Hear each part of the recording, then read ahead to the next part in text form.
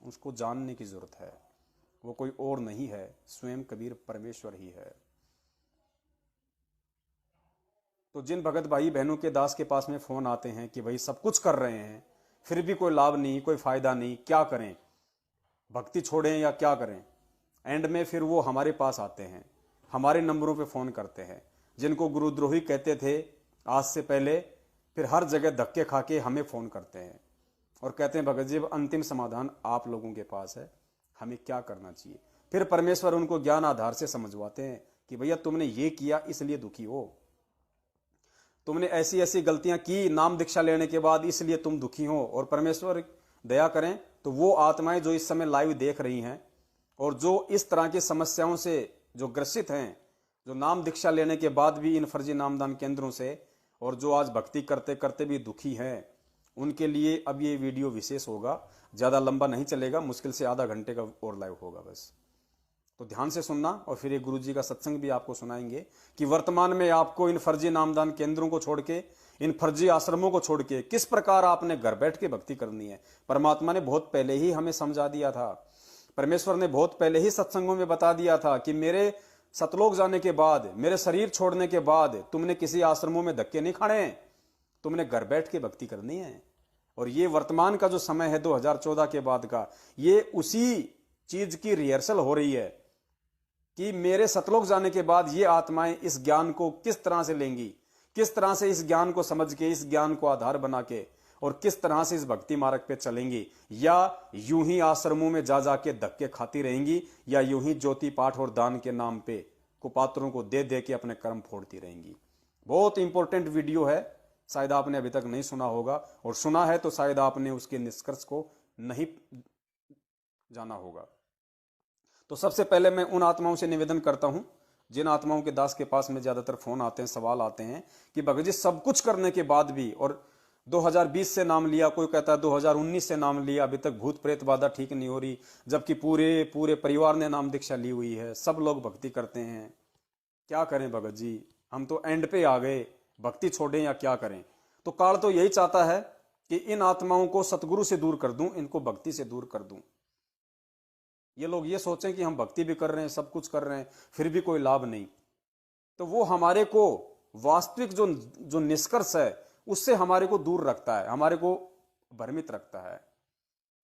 अब परमेश्वर ने जिन सत्सेवकों को खड़ा किया संगत में सच्चाई बताने के लिए, लोगों को भक्ति मार्ग पे टिकाए रखने के लिए अपने आने तक, उनमें परमात्मा और इस भक्ति के प्रति वो दृढ़ता बनाए रखने के लिए, तो काल ने देखा कि अब तेरा सत्यानाश होने वाला है और तूने जो जाल फेंका है सतलोक आश्रम मैनेजमेंट हरियाणा के माध्यम से इन आत्माओं के ऊपर, इनको भ्रमित करने के लिए, अब तेरा जाल ये सतगुरु के चूहे काटने वाले हैं। तो उसने एक नया षड्यंत्र शुरू कर दिया गुरुदेव के नाम से कि ये गुरुद्रोही हैं, इनको गुरुजी ने गुरुद्रोही घोषित कर दिया, जो इनसे बात करेगा, जो इनकी वीडियो देखेगा, उसका नाम खंड हो जाएगा, वो परमात्मा से दूर हो जाएगा। पुण्यात्माओं, कितना आप लोगों को मूर्ख बनाया गया। और गुरुजी हमेशा कहते हैं कि कहे कबीर सोए जन मेरा, जो नीर खीर का करे निवेरा। मेरा असली भगत वो है जो दोनों तरफ की बातें सुने। जैसे कोर्ट में जज होता है, जज का काम क्या होता है, उसको पता है कि सामने एक आदमी गलत है, एक आदमी सही है, उसके बाद भी वो दोनों तरफ की बातें, चाहे कितनी ही तारीखें क्यों ना देनी पड़े, वो दोनों तरफ की बातें पूरी सुनता है, सारे सबूत देखता है, सारे प्रमाण देखता है धैर्य के साथ, और उसके बाद फिर वो निष्कर्ष पे निकल जाता है कि वास्तव में कौन आदमी दोषी है, कौन आदमी निर्दोष है। उसको कहते हैं असली जज। और उस जज से बढ़ के परमात्मा ने भगत को संज्ञा दी है कि वो तो खाली सांसारिक ज्ञान आधार से निष्कर्ष निकालता है, लोगों के दिए हुए सबूतों के आधार से निष्कर्ष निकालता है, वो खुद नहीं जाके देखता कि कौन सही है कौन गलत है। लेकिन इस आध्यात्मिक मार्ग में आने के बाद में जो मेरा भगत है, उस जज से भी ये तत्व ज्ञान प्राप्त करने के बाद कई गुना ज्यादा बुद्धिमान और विवेकी होता है।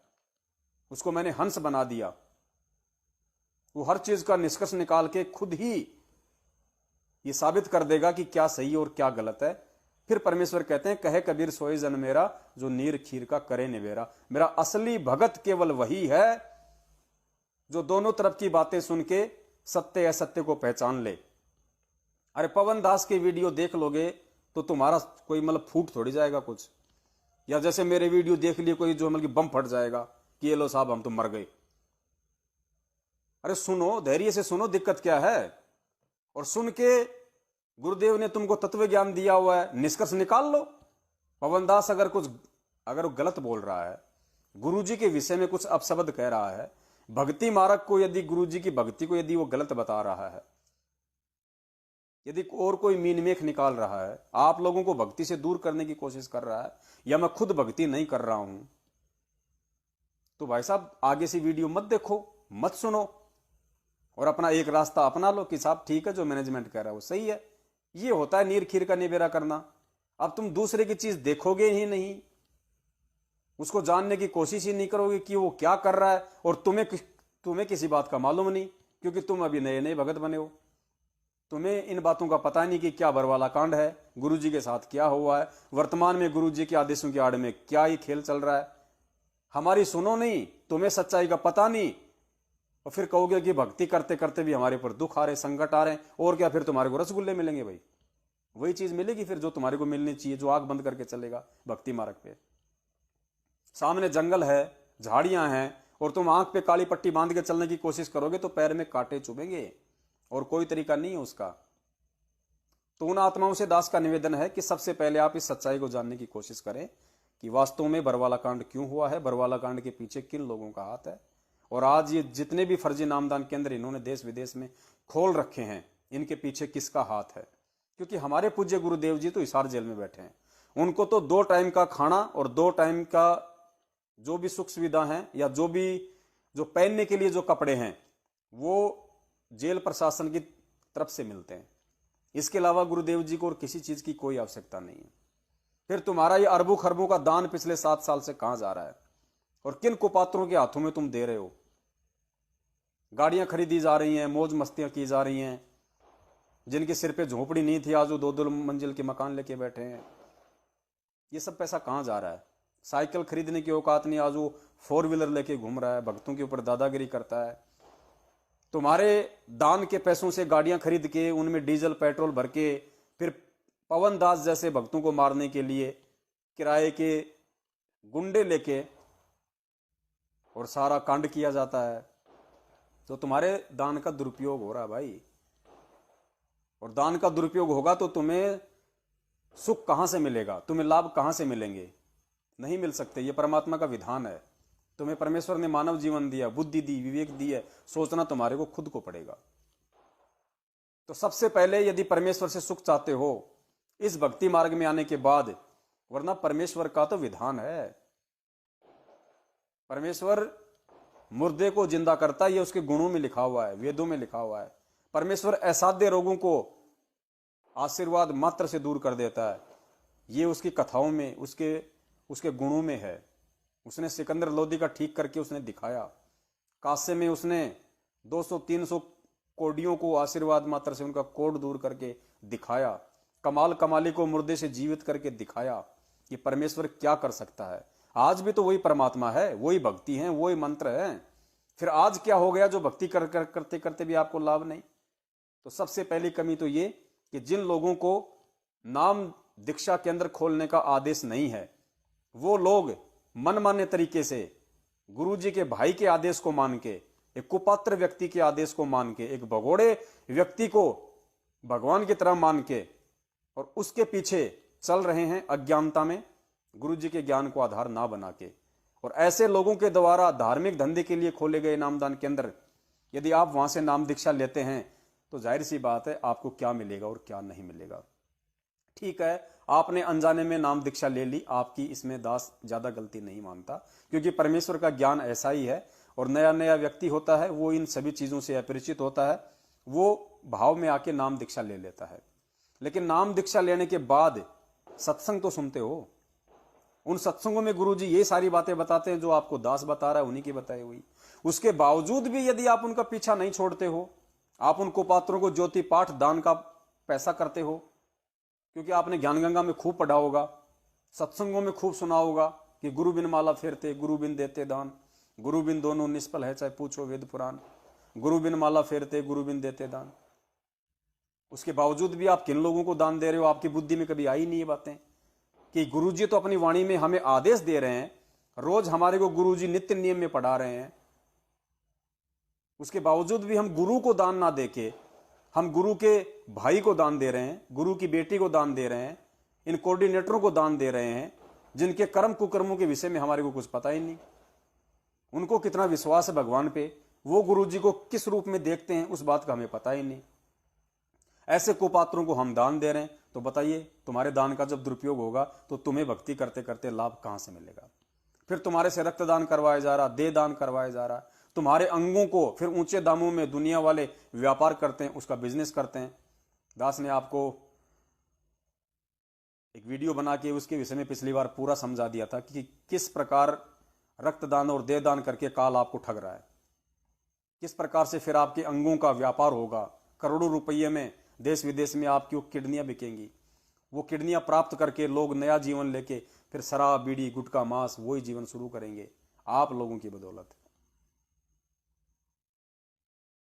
तो वहां भी काल आपको ठग रहा है, आपकी मर्यादाएं तोड़वा रहा है। फिर ज्योति पाठ का पैसा, अभी आपने गुरुदेव के मुख कमल से सुना कि इस पाठ प्रकाश को करने का अधिकारी वही है, वही व्यक्ति इस पाठ प्रकाश को कर सकता है और उसी महापुरुष की वाणी से आपको लाभ होगा जितना कि लिखने वाला महापुरुष होता है। तो बताइए फिर आम व्यक्ति वहां बैठ के, वो हमारी माता बहनों को बैठा दिया जाता है, कोई भाई बैठ जाता है, 10 मिनट वो बैठ गया, 20 मिनट वो बैठ गया, आधा घंटा वो बैठ गया, कोई सुरीली आवाज में गा रहा है, कोई कैसी आवाज में गा रहा है, हम वहां बैठ के मूर्खों की तरह उनकी बातें सुन रहे हैं। उनकी बातों का असर कहां होगा आपके ऊपर? वो खुद ही ज्ञान आधार से नहीं चल रहे, वो खुद ही ज्ञान आधार से नहीं चल रहे। गुरुजी ने स्पष्ट कह दिया इस वीडियो में कि गरीबदास जी महाराज जी की इन वाणियों को उसी महापुरुष के मुख से सुनने से लाभ होगा जितना बड़ा महापुरुष इन वाणियों को लिखने वाला था। तो लिखने वाले के बराबर तो केवल संत रामपाल जी महाराज जी हैं, क्योंकि वो भी कबीर परमेश्वर थे जो गरीबदास जी के रूप में थे, और वर्तमान में भी कबीर परमेश्वर ही हैं जो संत रामपाल जी महाराज जी के रूप में है। तो बताइए फिर उनके लाभ, उनके द्वारा जो गरीबदास जी महाराज जी के ग्रंथ साहिब का पाठ किया जा रहा है और आप लोग वहां दान का चढ़ावा चढ़ा रहे हो, तो बताइए आपको कितना लाभ मिलेगा और कितना लाभ इस देश और इस दुनिया को मिल रहा है। वरना पुण्यात्माओं विचार करो, परमेश्वर की अमर वाणी का जहां 200 दिन से 300 दिन से जहां पाठ चल रहा है, परमेश्वर उस पूरे देश को हरा भरा कर देता है, हरा भरा। जब तक सतगुरु रामपाल जी महाराज जी थे और जिन्होंने वाणियां की, पाठ की, पता है परमेश्वर ने 2 बार इस सृष्टि को डूबने से बचाया, 2 बार सृष्टि को नष्ट होने से बचाया। वरना काल भगवान 1998 में तहस नहस कर रहा था जो अब करने वाला है। फिर 2012 में जो भविष्यवाणियां हो चुकी थी वो तहस नहस करने वाला था, लेकिन परमेश्वर ने बचाया क्योंकि आश्रम में पाठ होते थे, हम सुपात्र को दान दिया करते थे। लेकिन जैसे ही परमात्मा गया 2014, उसके बाद देख लो देश दुनिया की क्या हालत हो गई। और यदि उस परमात्मा के आदेश से यदि वर्तमान में इन फर्जी आश्रमों में पाठ चल रहे हैं तो पुण्यात्माओं आज ये विकट समस्या नहीं आनी चाहिए, क्योंकि परमेश्वर कहते हैं कि जहां जहां इस परमेश्वर की पाठ चलते हैं, इसकी वाणियां चलती हैं, वहां पे पशु पक्षियों तक को लाभ मिलता है, पेड़ पौधों तक को लाभ मिलता है। तो इस देश दुनिया में तो खुशहाली आ जानी चाहिए थी। कोरोना क्यों आया? अगर भगवान के आदेश से यदि वहां पे पाठ चल रहे हैं तो, क्योंकि सतगुरु के जो परमार्थ के काम होते हैं वो पूरे देश और दुनिया के लिए होते हैं। तो 300 दिन से जहां पाठ चल रहे हैं और एक साथ जहां इतने पाठ हो रहे हैं, वहां क्या हो रहा है इसका उदाहरण दे दिया परमेश्वर ने। सतलोक आश्रम बरवाला में कांड के समय गुरुजी खुद मौजूद थे, पाठ हो रहे थे, उसके बाद भी काल का दाव लगा, बरवाला कांड हुआ। क्यों? क्योंकि परमेश्वर की मर्यादाएं तोड़ी जा रही थी वहां पे। परमेश्वर कहते हैं जब तक हंसा मेरी आना काल लगे ना तेरा बाणा, जब तक मेरा भगत मेरी मर्यादा में, तेरा दाव नहीं लग सकता। लेकिन फिर भी सतलोक आश्रम बरवाला में ही दाव लग गया, जहां खुद साक्षात भगवान बैठा हुआ था। वरना जहां भगवान बैठा हो, काल भगवान की हिम्मत नहीं उस आश्रम की एक ईंट भी उखाड़ सके, लेकिन उसने पूरा आश्रम उखाड़ दिया। भक्तों की अकाल मौत हुई, सब तितर बितर हो गए। क्यों? क्योंकि परमेश्वर अपने वचन में है, परमेश्वर काल के साथ वचनबद्ध है। और परमेश्वर के जो परिवार वाले समझे जाते हैं, कलयुगी परिवार वाले, जो मैनेजमेंट वाले, उन्होंने परमेश्वर के उसी वचन की अवहेलना कर दी। उसने वचन को तोड़ा उन्होंने, गुरु को आम मानुष समझा, आम व्यक्ति समझा उन्होंने गुरु जी को। सारी मनमानियां की उन्होंने, आश्रम में उल्टे कर्म शुरू हो गए, माता बहनों के साथ में नंगे कुकर्म शुरू कर दिए थे इन लोगों ने, बहुत उल्टे कर्म, जिसका जिक्र खुद गुरु जी ने अपने बयानों में किया है। पुलिस वालों के पूछने पर गुरु जी ने कहा कि वो गंदे कर्म मैंने नहीं किए, वो सेवादार और समिति वालों ने किए, खुद गुरु जी ने बयान दिए। इसीलिए तो हम कह रहे हैं कि भैया गुरु जी के बयानों की कॉपी संगत में सार्वजनिक क्यों नहीं कर सकते? क्या हमारे गुरु जी ने कुछ गलत किया है? हमारे गुरु जी निर्दोष हैं, परमेश्वर हैं। वो जो अपने बयानों में बताएंगे सत्य बताएंगे, तो तुम गुरु जी के बयानों की कॉपी संगत में सार्वजनिक क्यों नहीं कर रहे? जबकि ये तो हमारा राइट है, हमारा अधिकार है। गुरु जी हमारे बाप, हमारे पिता हैं, हमें भी ये जानने का अधिकार है कि गुरु जी ने अपने बयानों में क्या कहा, गुरु जी ने किसको दोषी बताया। लेकिन आज 7 साल हो गई, एक भी बयान इन लोगों ने गुरु जी का संगत में सार्वजनिक नहीं किया। और ये संगत की सबसे बड़ी मूर्खता, निकम्मापन है ये संगत के भय को दर्शाता कि लोग सतलोक आश्रम मैनेजमेंट हरियाणा से किस कदर डरे हुए हैं, जो अपने गुरुदेव की बयानों की फोटो कॉपी तक नहीं मांग सके और ना किसी को दी गई। क्यों? क्योंकि गुरुजी ने अपने बयानों में सतलोक आश्रम मैनेजमेंट हरियाणा को ही दोषी ठहरा रखा है। जब परमात्मा पूरी दुनिया के सामने अपने वीडियो में लाइव बोल सकते हैं, मीडिया के सामने, पूरी दुनिया के सामने उन्होंने कहा कि राष्ट्रीय समाज सेवा समिति मेरी नहीं है और ये जितने भी जो गुंडे खड़े थे मेरे नहीं है, और मुझे भी आश्रम में रोक के रखा था, बंधक बना के रखा हुआ था। स्पष्ट कहा परमेश्वर ने। तो बयानों में क्या कहेंगे? वही कहेंगे जो उन्होंने जाते जाते मीडिया को कहा वीडियो में। इसलिए अपनी पोल खुल जाने के डर से और धार्मिक धंधा बंद हो जाने के डर से सतलोक आश्रम मैनेजमेंट हरियाणा ने, गुरुजी के परिवार वालों ने आज तक 7 साल हो गई गुरुजी के बयानों की फोटो कॉपी संगत में नहीं डाली। और जिनको तुम बहुत बड़ा भगत मानते हो, पुरुषोत्तम सैनी, रामकुमार ढाका, बलजीत, इन सब के बयान आए अखबारों के माध्यम से। इन सब ने गुरुजी के खिलाफ बयान दिए कि रामपाल के कहने पे हमने कमांडो बनाए, रामपाल के कहने पे हमने पुलिस वालों को मारा पीटा। अपने बचाव के लिए गुरुजी को दोषी बनाया इन लोगों ने। और इन्हीं कुकर्मी व्यक्तियों के ये जगह जगह नामदान केंद्र खुले हुए आज, इन्हीं व्यक्तियों ने खोल रखे हैं। आज महेंद्र जैसे भगोड़े ने, जो सबसे बड़ा महाझूठा व्यक्ति बरवाला कांड के समय मीडिया को कह रहा कि संत रामपाल जी महाराज आश्रम के अंदर नहीं है, हमने स्वास्थ्य इलाज के लिए उनको बाहर भेज रखा है। इतना बड़ा झूठ। और वो रामकुमार ढाका, बलजीत, राजेंद्र भटगांव, ये क्या है? ये लोग, इन्होंने सारा ये षड्यंत्र रचा हुआ है और तुम इन्हीं की आज तुम इनकी गुलामी कर रहे हो। तो बताइए भाई साहब, लाभ होगा कहां से? जिन बातों से गुरु दुख पावे तिन बातों को दूर भगावे। जिन लोगों के कारण आज तुम्हारा गुरु दुखी है, परेशान है, देश और दुनिया में जो निंदा का पात्र बना हुआ है, बात बात पे लोग उनको गालियां निकाल देते हैं ये सोच के कि बरवाला कांड संत रामपाल जी की देन है, जबकि हकीकत कुछ और है। तो जब तुम उनके भगत होके और जब तुम सच्चाई की तहकीकात में नहीं जा रहे और जिसको सच्चाई का पता लग गया उसके बाद वो चुपचाप हाथों में चूड़ियां पहन के बैठा हुआ है, सच को सच कहने की हिम्मत नहीं कर रहा, फिर तुम्हारे भूत प्रेत कहां से निकलेंगे? तुम्हारे तो और आएंगे भूत प्रेत। अभी तुम्हारे घर में सुख कहां से होगा भैया?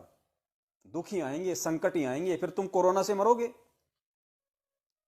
जो गुरु का नहीं है तो गुरु उसको क्यों बचाएगा?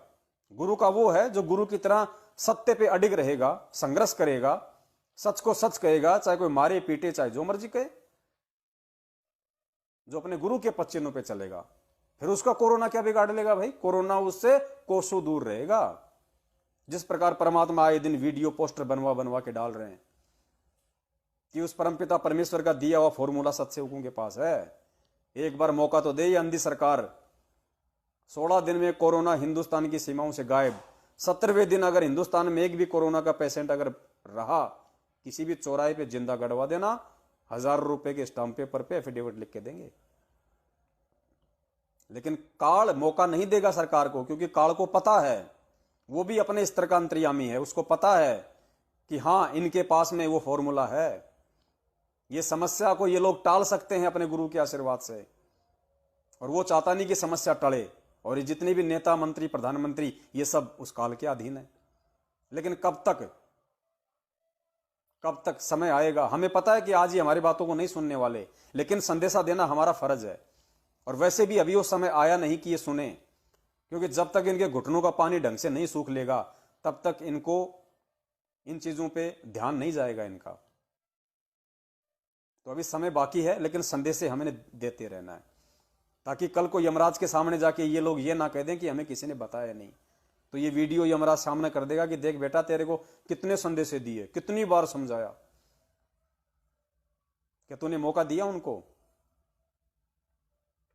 तो पुण्यात्माओं, उन भगत भाई बहनों से दास का निवेदन है, प्रार्थना है, अगर आपने वास्तव में परमात्मा से लाभ लेना है, परमेश्वर की भक्ति करते करते अगर सुख शांति चाहिए, आपने मन में अगर शांति चाहिए, आत्मा में शांति चाहिए, स्थिरता चाहिए कि वास्तव में हम भक्ति कर रहे हैं, आपको यदि उस चीज का एहसास चाहिए कि आप सतगुरु की शरण में हैं और गुरु जी आपके ऊपर मेहरबान हैं, तो जिन जिन भगत भाई बहनों ने सन 2014 के बाद से इन फर्जी नामदान केंद्रों से नाम दीक्षा ली है, देश विदेश में कहीं भी, और जिन जिन भगत भाई बहनों ने अनजाने में इनको पात्रों को ज्योति पाठ दान का पैसा दे दिया है जो इनके फर्जी नामदान केंद्रों पे जाते हैं, जो इनके फर्जी आश्रमों में जाते हैं, उन्होंने एक चीज अब गांठ बांध लेनी है। सबसे पहले तो आप जी ने परमपिता परमेश्वर सतगुरु रामपाल जी महाराज जी का अपने घर में जहां भी दरबार बना रखा है, सबसे पहले आपने अपनी इस महाभूल के लिए दंडवत करके क्षमा याचना करनी है कि हे परमपिता परमेश्वर, हम नादान, मंदबुद्धि, 2 कौड़ी के प्राणी हैं परमेश्वर। आपका ज्ञान सुना, आत्मा को बहुत अच्छा लगा परमेश्वर, हमने तुरंत आप जी के नामदान केंद्र समझ के हमने नाम दीक्षा ले ली। परमात्मा, वो हमारी गलती थी, हमें उसके लिए क्षमा करो। उसके बाद परमेश्वर से कहना कि हे परमपिता परमेश्वर, आज के बाद जब तक आप हिसार जेल से आश्रम में नहीं आ जाते तब तक हम किसी भी कुपात्र को 1 रुपया दान का नहीं देंगे, चाहे आपके बेटा बेटी, आपकी पत्नी, चाहे आपका भाई, आपका भतीजा, कोऑर्डिनेटर, नामदान संचालक, चाहे मेरे घर पे आके, चाहे वो कुत्ते की तरह रोए क्यों ना, गिड़गिड़ाए क्यों ना कि भैया पैसा दे दो, पुस्तक छपवानी है, टीवी पे सत्संग चलाना है, ये कर दो, वो कर दो, भंडारे चल रहे हैं, 1 नया रुपया नहीं देना।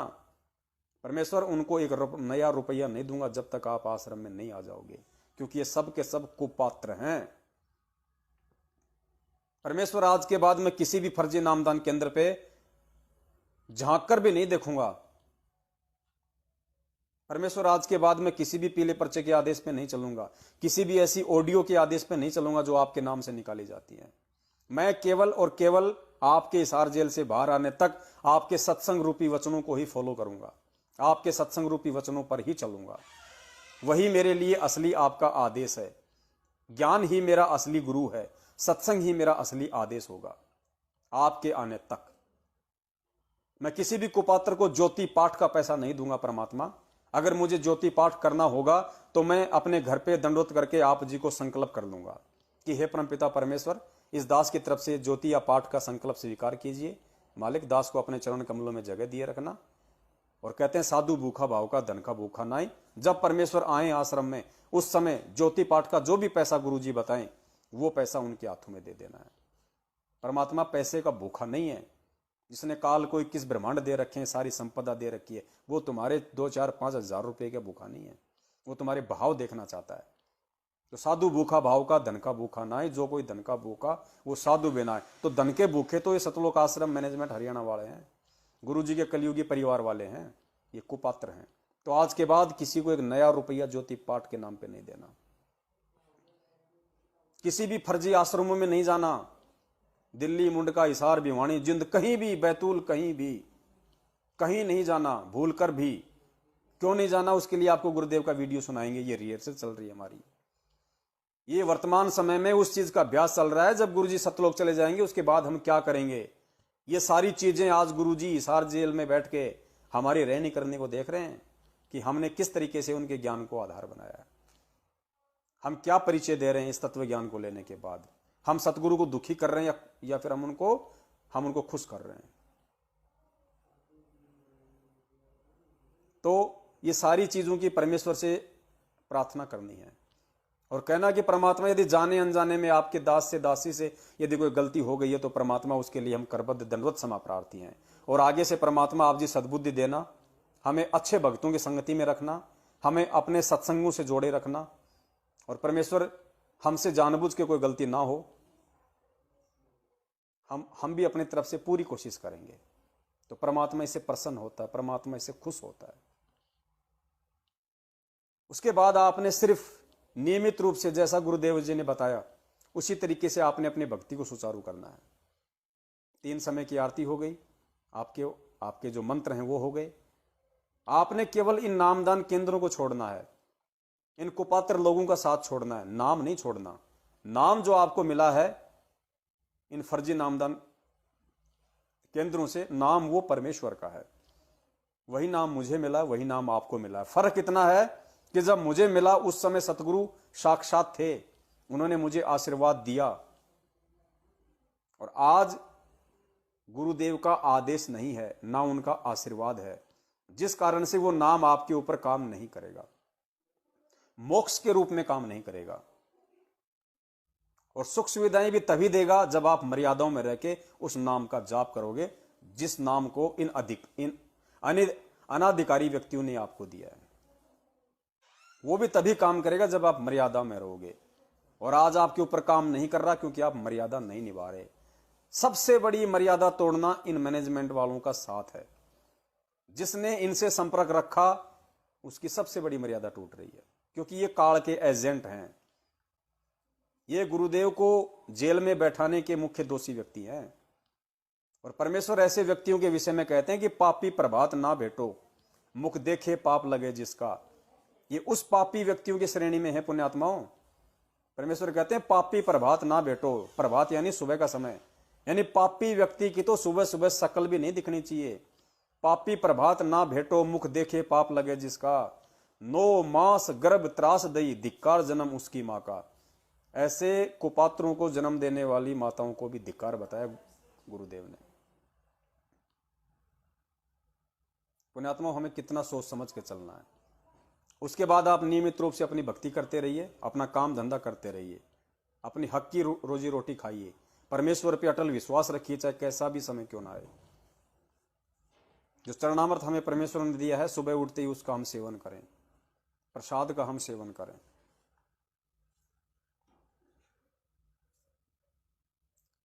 फिर देखिए आपको लाभ होगा क्यों नहीं। परमात्मा धरती पे है, ये वही परमात्मा है जो पहले था। पहले भी तो लाभ देता था खड़े खड़े, आज क्यों नहीं मिल रहे? तो कमी हमारी है, परमेश्वर की तरफ से नहीं है। फिर बहुत सारे भक्तों को यह शंका है कि भाई हम अब वापस कैसे जुड़े, हम वापस कैसे।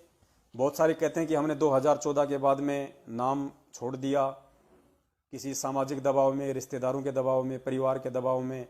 अब आपके वीडियो देख के हमें दोबारा से सच्चाई समझ में आ रही है कि भाई हम गलत थे।